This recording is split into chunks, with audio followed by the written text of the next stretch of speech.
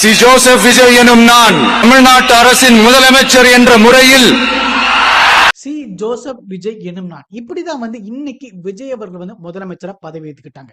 இன்னைக்கு அவர் முதலமைச்சரா பதவி ஏற்றது மட்டுமில்லாம தேவைக்கால உள்ள முக்கியமான நிர்வாகிகளுமே பாத்தீங்கன்னா அமைச்சரா பதவி ஏற்றுக்கிட்டாங்க.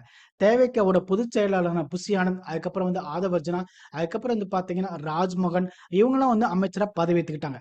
இதுல பாத்தீங்கன்னா ஒரே ஒரு பெண் அமைச்சரா அதாவது சிவகாசி எம்எல்ஏ இருக்காங்களா கீர்த்தனா, அவங்களுமே பாத்தீங்கன்னா அமைச்சரா பொறுப்பேற்றுக்கிட்டாங்க.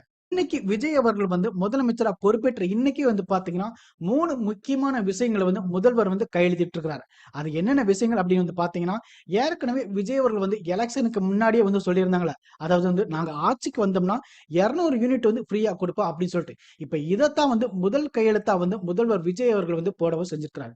என்ன சொல்லியிருக்காங்க அப்படின்னு பாத்தீங்கன்னா, அடுத்த 2 மாசத்துக்கு யாரெல்லாம் 500 யூனிட்டுக்கு கம்மியா மின்சாரத்தை பயன்படுத்துறாங்களோ அவங்களுக்கு எல்லாமே பாத்தீங்கன்னா அடுத்த 2 மாசத்துக்கு 200 யூனிட் ஃப்ரீயா கொடுப்போம் அப்படின்னு சொல்லிட்டு முதல் கையெழுத்தா அவர் போடவும் செஞ்சிருக்கிறார். அதாவது இப்போதைக்கு 2 மாசத்துக்கு மட்டும்தான் இந்த 200 யூனிட் ஃப்ரீயா கொடுத்துருக்காங்க.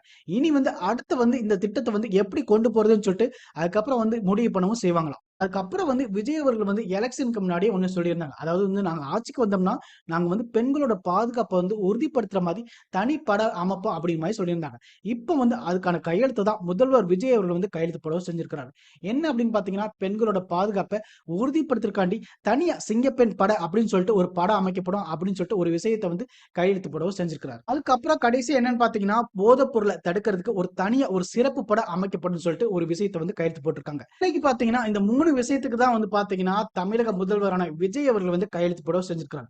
இது மட்டும் இல்லாம இன்னைக்கு விஜய் அவர்கள் ஒரு ஸ்பீச்சையும் கொடுக்கவும் செஞ்சிருக்கிறார். இப்ப தமிழ்நாட்டோட 13வது முதல்வரா விஜய் பதவியேற்கவும் செஞ்சிருக்கிறார். அவரோடு சேர்ந்து 9 அமைச்சர்களுமே பாத்தீங்கன்னா பதவியேற்கவும் செஞ்சிருக்காங்க. காங்கிரஸ் தரப்புல இருந்து சில பேர் அமைச்சர்கள் பதவியேற்பாங்க அப்படிங்கிற மாதிரி சொல்லவும் செஞ்சுச்சு. ஆனா அவங்களோட பேர் இடம்பெறவே இல்லை. பதவியேற்பு விழால பாத்தீங்கன்னா திரிஷாலாம் கலந்துக்கிட்டு செஞ்சாங்க. வரும்போதே பாத்தீங்கன்னா கையசிக்கிட்டே வந்தாங்க.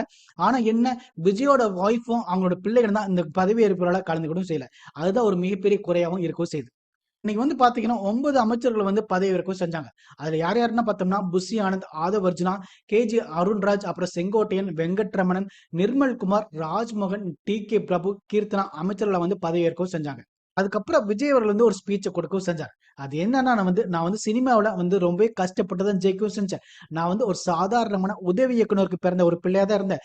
எனக்குமே பாத்தீங்கன்னா வாழ்க்கையில வறுமைன்னா என்னன்னு தெரியும், பசினா என்னன்னு தெரியும். நான் ஒன்னும் பெரிய மன்னர் பரம்பரையில இருந்து வரல. உங்களை மாதிரி ஒரு சாதாரண குடும்பத்துல இருந்தான்.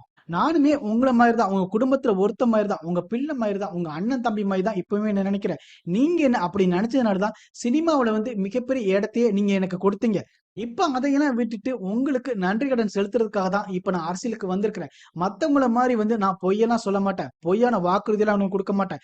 கண்டிப்பா நான் சொன்னதையெல்லாம் நான் நிறைவேற்றுவேன் அப்படிங்கிற மாதிரி சொல்லவும் செஞ்சாங்க. ஆனா அதுக்கெல்லாம் நீங்க கொஞ்சம் அவகாசம் தரணும். ஏன்னா இப்ப என்ன எப்படி இருக்குன்னு எனக்கு தெரியல. இதையெல்லாம் பார்த்ததுக்கு அப்புறம் தான் நான் என்னென்ன வாக்குறுதிலாம் என்னால நிறைவேற்ற முடியும் அப்படிங்கிற மாதிரி உங்களுக்கு சொல்றேன் அப்படிங்கிற மாதிரி சொல்லியிருக்காங்க. அது மாதிரி பாத்தீங்கன்னா முந்தின அரசு கஜானாவையே காலி பண்ணிட்டாங்க அப்படிங்கிற மாதிரி சொல்லவும் செஞ்சிருக்காங்க. அதாவது முந்தைய அரசு கிட்டத்தட்ட 10 லட்சம் கோடி கடன்ல வச்சிருக்காங்க. அதாவது கஜானாவை காலி பண்ணிட்டாங்க. கஜானா ரொம்ப மோசமான நிலையில இருக்கு. நான் வெள்ளை அறிக்கையும் வெளியிடுவேன் அப்படிங்கிற மாதிரி குட்டும் வச்சிருக்காங்க. அதோட இன்னொன்னு என்ன சொல்லியிருக்காங்கன்னா, மக்களோட ஒரு பைசா கூட நான் எடுக்கவே மாட்டேன், ஊழலே பண்ண மாட்டேன் அப்படிங்கிற மாதிரி சொல்லியிருக்காங்க. அதே மாதிரி எங்களோட ஆட்சியில யாராவது ஊழல் செய்யவும் முடியாது அப்படிங்கிற மாதிரி சொல்லவும் செஞ்சிருக்காங்க. அதாவது என்னோட ஆட்சியில ஒரே பவர் சென்டர் மட்டும்தான், அதாவது இந்த விஜய் மட்டும்தான், அதனால எந்த தப்புமே நடக்காது அப்படிங்கிற மாதிரி சொல்லவும் செஞ்சிருக்காங்க. அதுக்கப்புறம் விஜய் அவர்கள் அந்த முதல்வரோட சீட்டை உட்கார்ந்து போறதுக்கு முன்னாடி ரொம்ப வெக்கப்படவும் செஞ்சாரு. சிரிச்சுக்கிட்டே உட்காரவும் செஞ்சாரு. இன்னைக்கு ஆரம்பத்திலே பாத்தீங்கன்னா 3 முக்கியமான கையெழுத்துக்களை அவர் போடவும் செஞ்சிருக்கிறாரு. அதனால இன்னும் நிறைய விஷயங்களை அவர் பண்ணுவார் அப்படிங்கிற மாதிரி எதிர்பார்க்கலாம். இன்னும் என்னென்ன பண்ண போறாரு அப்படிங்கறத நம்ம பொறுத்திருந்து பார்க்கவும் செய்யலாம்.